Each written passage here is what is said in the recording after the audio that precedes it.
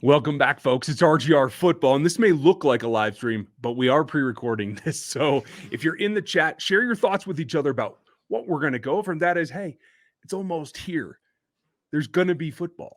I don't know if everybody's going to play, but there's going to be football, and we're going to go through it.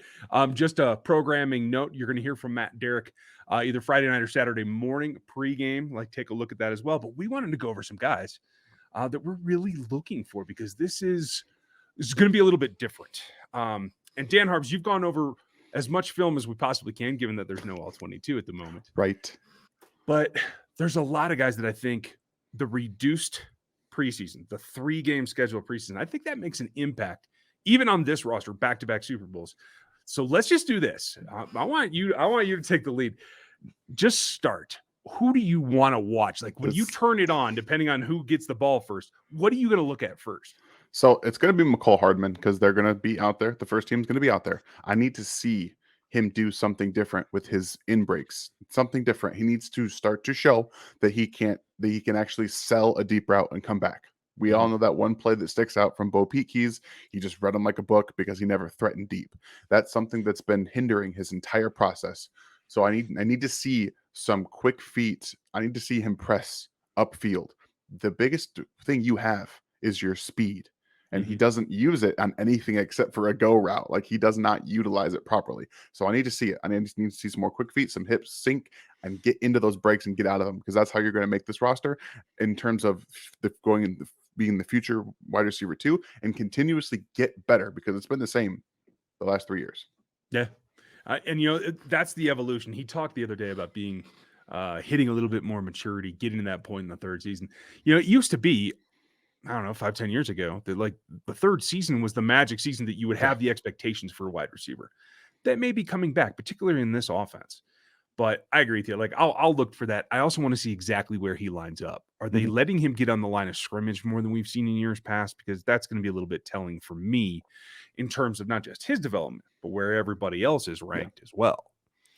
So we'll start on offense. Let's stay on offense for a couple of minutes. Obviously, the ascension of Trey Smith, you did a great job talking about that yesterday. If you guys missed that, go back and check that too. But in addition, he's the starter now. There's no question. With LDT out for at least 4 weeks, he's the starter week 1. What's your feeling? Chris and I did this yesterday on the podcast. What's your feeling? Do you play him the same amount as Patrick Mahomes and get him out of there so you don't risk any injury? Or do you want to get more reps for him right now, even though he's really your only option? Yeah, I'm getting him reps. And that's because he's the one. There's like no one actually behind him outside of some Blythe. Maybe Wiley can actually play right guard. He's going to need a little bit more reps than everybody else does, especially being a rookie. I think they might pull the veterans on the left side and leave Humphrey, Niang, and Smith in there for a little bit longer because you need that chemistry. You need that playing time. And as much as I think all of them need it, those 3 specifically need to have more without that extra game that you're not getting. Because I would guarantee you in that 4th game of the preseason that those 3 would still play because they're rookies. They're not veterans. So they need the extra reps. So I'd play him probably another 3-4 series just to get enough over the first, the preseason games you have to get him comfortable enough to play in the first game of the season. Makes sense to me. I don't know if I'd go that far, but I would definitely get them another drive or 2. Yeah. Because like you said, you can't buy enough reps right now in order to get ready for the regular season. But that goes for everybody else as well. And so when I take a look at it, I'm okay if Patrick plays a series and gets out. Yes. Myself. Honestly, they're not going to the Cleveland Browns announced they're not going to play Baker in the first series. I wouldn't play Patrick in the first preseason game myself. Yeah. I wouldn't, especially with 3 rookies on the line. Yeah, he would not. He wouldn't touch the field if it were me. Yeah, to be completely honest with you. Well, one thing I am looking forward to though is Noah Gray's usage, and I don't think they're going to give a ton away, folks. But I'll link it up over Dan's head here once I do the video. The Noah Gray breakdown from college. I did that film review late in the summer to get as much as I could, so you know where he's coming from, because this is going to be the first we see of him on a Chiefs professional field. And I want you to notice the difference. So go back and watch that one. I think it'll pay off for when you see what they do with him. How much do you think he plays? And do they make a concerted effort to get his package into the game plan in week 1? That's going to be interesting because as much as I think that they want to play him, I think they also have to get a look at Blake Bell and Jody Fortson. Mm-hmm. So it's going to be an interesting dynamic with how much they want to play him. If they're comfortable enough with what he's doing now to just kind of sprinkle him in, maybe they sprinkle him out throughout the whole game. Like maybe that's what they end up doing with all 3 of these tight ends, because Kelsey will play the first couple and then they're going to have to see what they have back there. They're battling out, I would imagine, 3 tight end spots. I I put on Twitter yesterday, like I think that they should just keep Fortson and Gray with Kelsey, and then Mm-hmm. they can run 13 personnel, just have everyone come in, and then as soon as you get, like we talked about it on the live stream, like just split everybody out. Just say, hey, guess what? I mean, they might have to keep a baker's dozen of offensive linemen. You might as well run an extra offensive lineman than a tight end, right? Yeah, right. Like I'm excited to see the multiple things they can do, because from what I've seen of Fortson, he looks now like a tight end.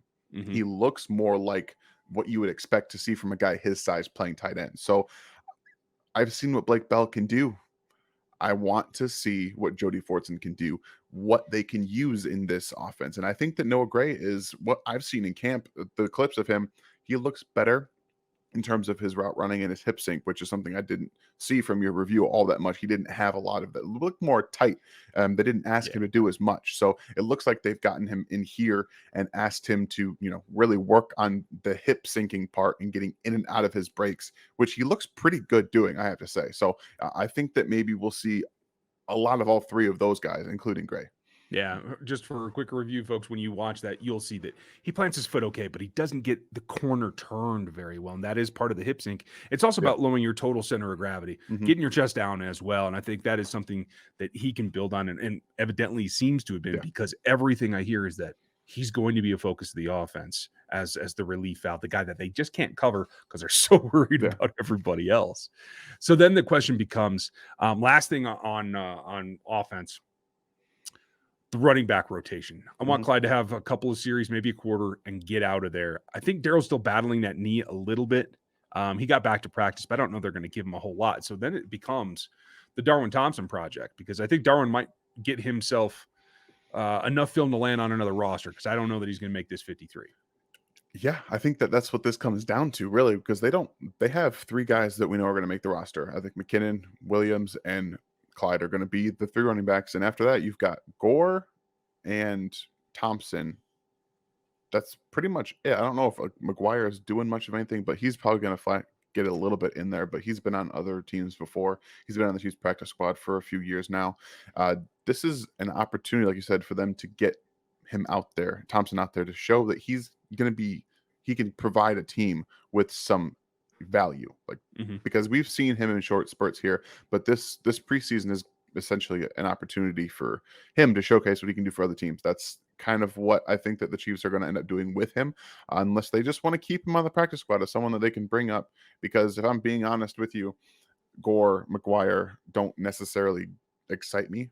I don't think that they can do as much in a pinch that Thompson can do. So if they want to try to get some trade value out of him for some depth pieces, because they're currently hurting on the offensive line of depth once again, then it wouldn't surprise me to see them try to get him an audition, essentially use this as that audition to get him somewhere else.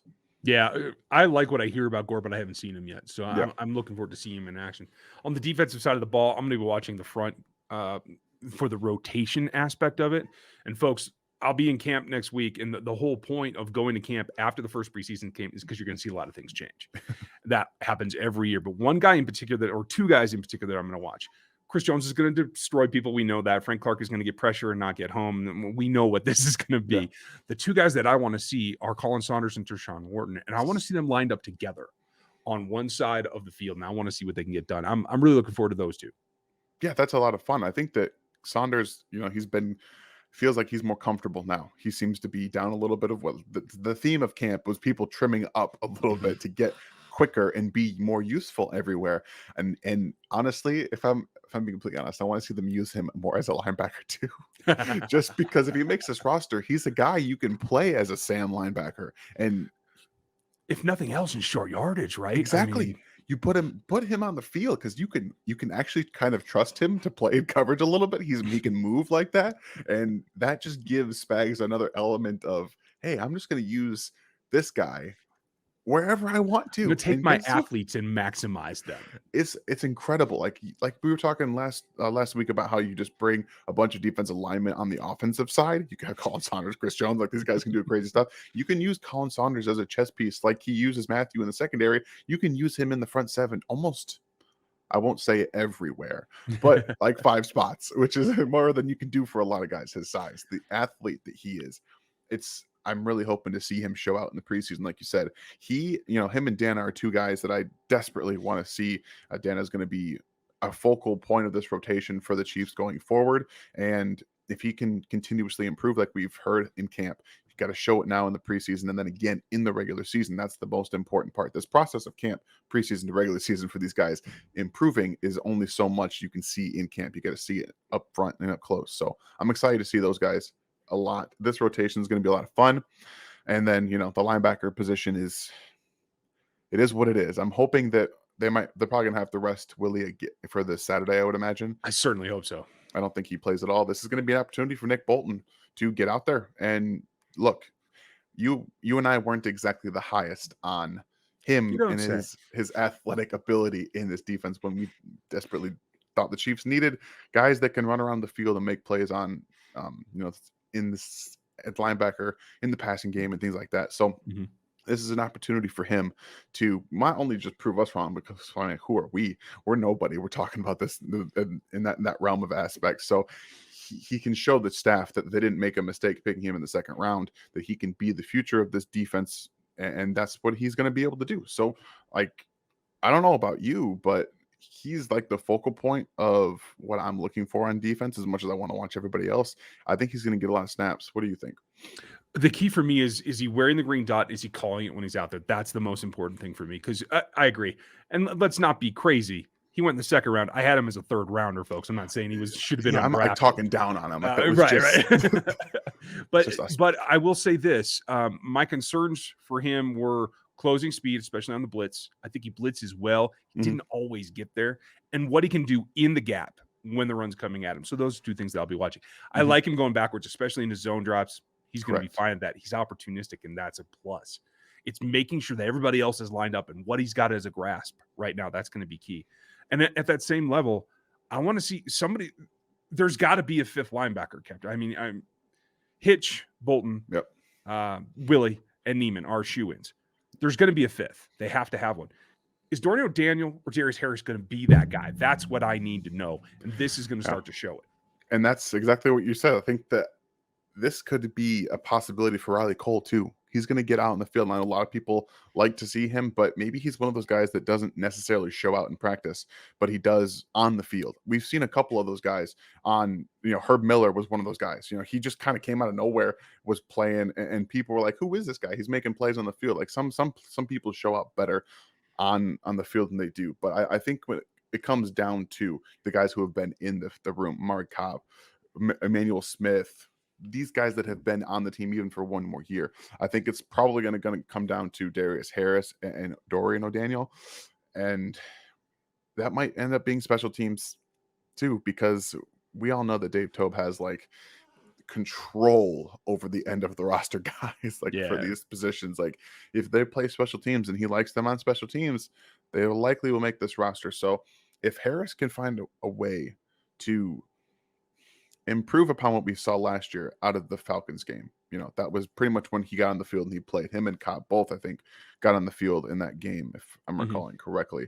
And it didn't always look the best, but that's going to happen with some of these guys. And that's what it's for.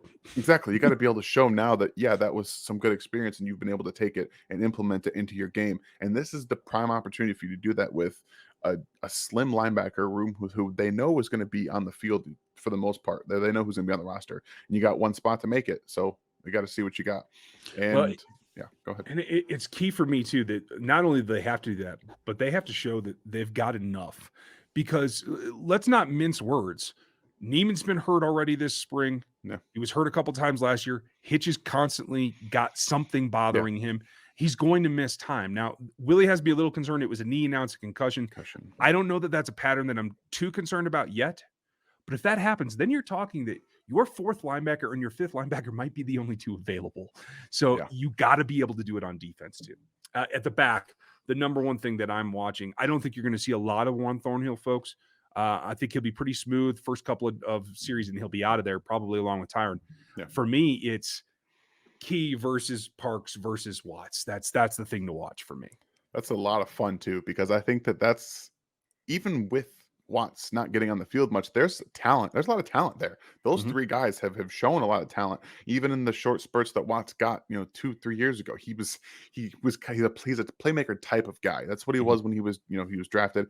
And I'm not going to compare the two directly because that's not what you do. But in a sense, he's like a Marcus Peters type of player. Plays on the ball extremely well. He's instinctual. He knows he has just this sight for the ball. Like that's one thing that in college he baited guys a lot. I mean, that's what you got to be able to use your things to your advantage. You can't always do that in the NFL, but I mean, he baited Blake Bortles a few times in the Jaguars game, which is what we saw on tape. It was fun to watch him. So he's now in a position where he's actually fighting for his roster spot, which is something you can't say he's ever had to do in this position. So as a guy with he is an undrafted free agent type of guy, we assume that Parks will make this roster. Like that's kind of how we're taking it. I think that they may keep 5 safeties, and Key right now has an edge over Watts, in my opinion. And we're going to get to see that on the field this Saturday, which is extremely exciting for me because I love seeing safety play. It's one of the most misunderstood positions, in my opinion, in terms of watching it on the field. Like there's so many things that you have to know as a safety and be able to do. So I'm excited to see them both play and see what their strengths are for this game specifically. I think this is going to determine where Key in particular lies. If you see come Monday and Tuesday, folks, that he's not getting as many reps with the ones, my guess is it's going to be tackling related, because when I go back and check my notes, the one thing that he was inconsistent with, in my opinion, was tackling. I didn't have him as an uber athlete. It seems that the team's more comfortable than I am. He's a good athlete. He's not Eric Berry athleticism, but he's up there, and he's better than a number of the other guys on this roster. So as long as he has that down, and Steve Spagnuolo said the other day, he's like, the one thing we don't know about is tackling, because we don't get to do that in practice. So that's going to be a big key for Key. Okay, that was about terrible, but it was close. It works. I'm not too concerned about the corners right now, especially the depth corners, because I think that is going to be a lot more volatile based on matchup. And last thing I want to ask you a question about, Trey Lance. I'm a big proponent. I'll be taking him in my dynasty draft. For you guys that are in my dynasty draft, no, you have no chance. But this comparison thing, I hope that the kid plays well. But I'm almost worried for him. If he does play well, it's going to get even more Mahomes comparisons. Not even that. I know that a lot of people don't necessarily care about fantasy stuff, but it's going to explode his stock. Like he comes in and he plays well. Like he's going to be one of the most highly sought after rookie quarterbacks in fantasy. But he's got so much talent. Like I didn't have him as a an uber high first round pick. I had him closer to the second round, but that's because he played one game in 2 years. He played at North Dakota State. Like we have to kind of take all of this with a grain of salt when it comes to quarterbacks like this. He's got the profile. He has the arm. He's got the athleticism, and he's got the type of dynamicism that a Deshaun Watson has. He has that type of running ability and playmaking ability. But right here, I don't know. I have nothing to go on because he's got Kyle. He does, but until he doesn't. Well, I'll tell you this. He was my QB2 in this draft class, folks. And for those of you that do play in my dynasty draft, yes, I know I don't pick till 4th. I made that trade on purpose because he will be mine. Oh, yes. Anyway, I hope you guys are pumped up for this. We didn't mean to get into fantasy too far, but this 49ers game brings it up. So that's where we're at today. I'll have Matt here probably Saturday morning is the way I'm leaning right now, but maybe Friday night. We'll see what happens. So don't miss that. There's going to be a lot going on in this game. Keep your eyes peeled. We'll have something post-game for you, and I'll be on the ground in St. Joe for early next week to close out camp. Dan, you're not going to make it. I know you had a trip. I'm sorry it was so short. So upsetting. Now that I say that, it's going to rain on me all week. Yeah, right. The makeup's tomorrow, and I can't go to that either. So it's just kind of how it happens. It is. But hey, you guys enjoy your weekend, enjoy this game, and we'll catch up with you afterwards. Thanks.